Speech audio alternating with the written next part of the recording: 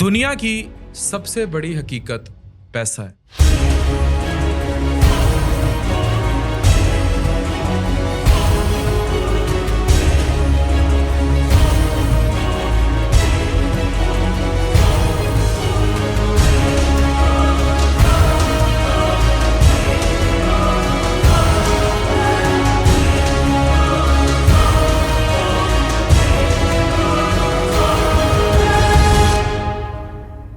آپ جانتے ہیں کہ دنیا میں سروائیول آف دی فٹسٹ ہے. یہی وجہ ہے کہ جہاں ایک طرف اس قدر مشرق وسطیٰ میں بکھرا ہوا بمباریاں کرتا سانپ موجود ہے، وہیں دوسری طرف ابراہم ایکارڈز کے لیے ٹرمپ کس طرح عربیوں کے ساتھ پھر رہا ہے، کیسے طیارے گفٹ ہو رہے ہیں. مجھے بتائیں یہ مسلم امہ کن عربیوں پر ڈیپینڈنٹ ہے؟ ابراہم ایکارڈز جب آپ جاننے کی کوشش کریں گے، ابراہم ایکارڈز یہ ہے کہ آپ نے ماننا ہے، تسلیم کرنا ہے. یہ ایک سیریز آف ڈپلومیٹک ایگریمنٹ ہے 2020 میں between Arab countries and Israel, اور یونائٹڈ اسٹیٹ اس میں انوالو ہے. انیشیلی جو ہے اس کو جو تسلیم کیا گیا اس میں امارات، بحرین، بعد میں موروکو، سوڈان شامل تھے. اب جس طرح تقریر میں کہا ابھی ٹرمپ نے، تو بہت جلد آپ کو سعودی عرب اور قطر بھی نظر آئیں گے، اور پیچھے پھر گیم اوور، اور پھر گریٹر اسرائیل کا خواب پورا ہے. And game for Pakistan will be more tough next time. ٹھیک ہے، جن کے جہاں سے ڈرونز آئے ہیں آپ کو بہت اچھی طرح پتہ ہے. آج اگر آپ کے ساتھ چائنا نہ کھڑا ہوتا، ترکی، آذربائیجان کی تو ایک مورل سپورٹ تھی، ملٹری سپورٹ سب سے بڑھ کر ہوتی ہے. ویسٹ نے پہلے ہی آپ سے ملٹری سپورٹ کھینچی ہوئی ہے، اور امریکہ جو ابھی میسنا بنا ہے وہ آگے میسنا نہیں ہوگا. اس چیز کو غور سے سمجھ لیں. یہ جو میں ابھی آپ سے سٹیٹس شیئر کروں گا، یہ ہماری ایک کافی بڑی ریسرچر ٹیم ہے جس میں ملٹری انالسٹ تک شامل ہیں، جس میں ریٹائرڈ ہماری ملٹری کے لوگ ہیں، ایون ایران اور ادھر ادھر سے. تب یہ سارا ڈیٹا تیار ہوتا ہے جو اب میں آپ کو بھاشن دینے لگا ہوں. اس کو غور سے سنیں، سمجھیں. یاد رکھیں دنیا کا سب سے بڑا سچ یہ ہے کہ جو معیشت میں طاقتور ہے وہی کامیاب ہے، دنیا اسی کے ساتھ ہے. اگر آپ کی معیشت ویک ہے تو آپ ایک زندہ لاش ہیں، اس بات سے قطع نظر کہ آپ کا مذہب کیا ہے. ایون اگر آپ ویسٹ میں بھی ہیں اور آپ کی معیشت اسٹرانگ نہیں ہے تو باقی ویسٹرن کنٹریز آپ کو عزت منہ نہیں لگاتے. ٹرمپ نے تقریر کی، بالکل واضح کر دیا اس تقریر کا کہ اگر آپ کی معیشت طاقتور ہے تو دنیا آپ کے ساتھ ہے، ٹرمپ بھی آپ کے ساتھ ہے، ساری زندگی امریکہ ساتھ ہے. اور یہ بات صرف لفظوں تک محدود نہیں، ایک طاقتور پیغام ہے جو اب پاکستانیوں کو سمجھ لینا چاہیے.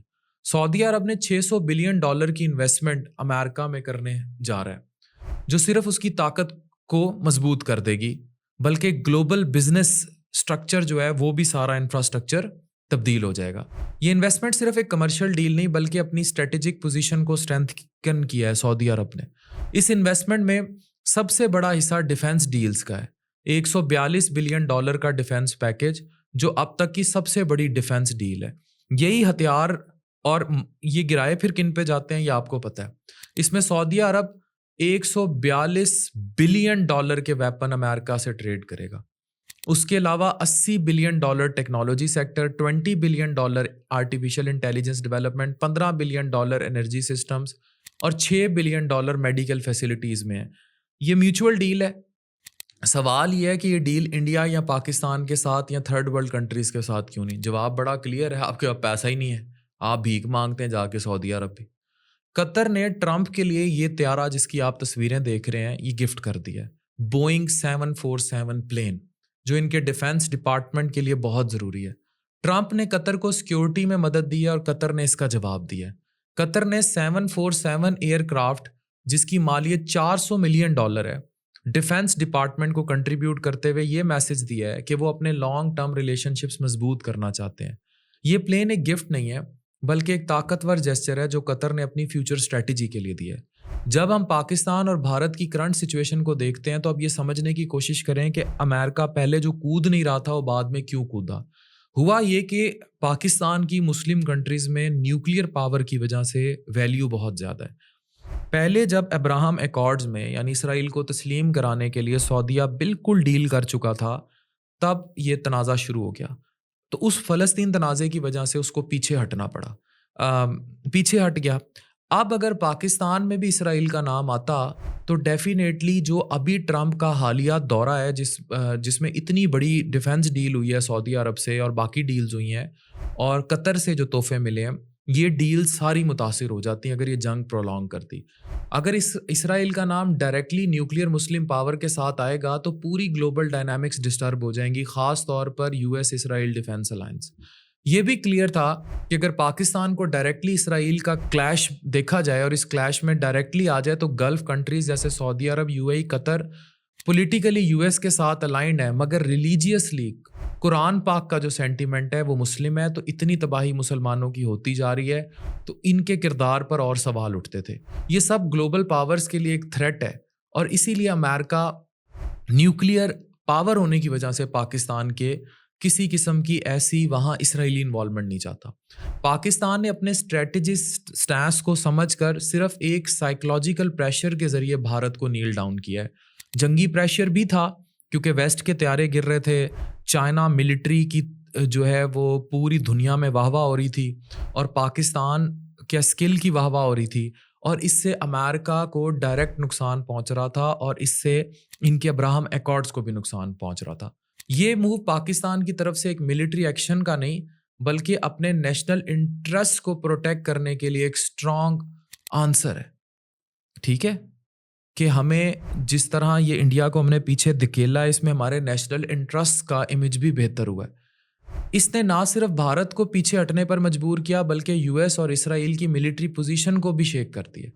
قطر نے اپنے 747 پلین سے یہ ثابت کر دیا ہے کہ اگر آپ اپنی پوزیشن کو اسٹریٹجیکلی مضبوط کرتے ہو تو آپ کو گلوبل پاورز کا سپورٹ خود ہی ملتا ہے۔ پاکستان نے اپنے انٹرسٹ کے لیے جو سٹیپ اٹھایا اس سے یہ ثابت ہو گیا کہ دنیا صرف پاورفل کے ساتھ ہے۔ اگر ہماری ریٹیلیشن اسٹرانگ نہ ہوتی اور ہمیں چائنا کی سپورٹ نہ ہوتی اور ہم نیوکلیئر پاور نہ ہوتے تو ہمارا حال وہی ہوتا جو کیا گیا غازہ میں۔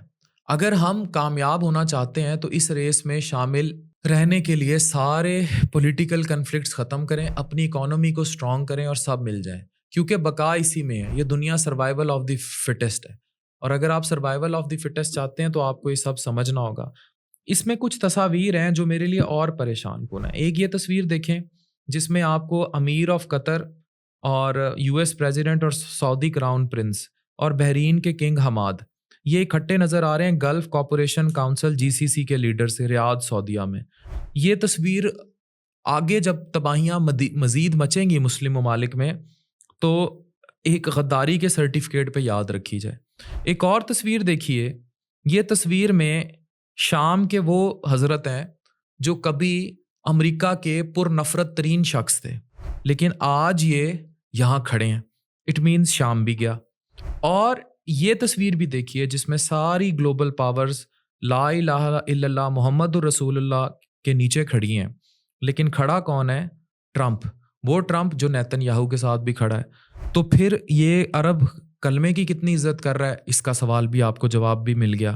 تو پلیز سوچ لیجئے کہ سب سے پہلے پاکستان اور پاکستانی معیشت کا نعرہ لگانا ہے یا پھر آپ نے بیٹھے رہنا ہے مسلم امہ کے انتظار میں یا ان عربیوں کے انتظار میں جو اپنی گیم کر گئے۔ Thank you very much.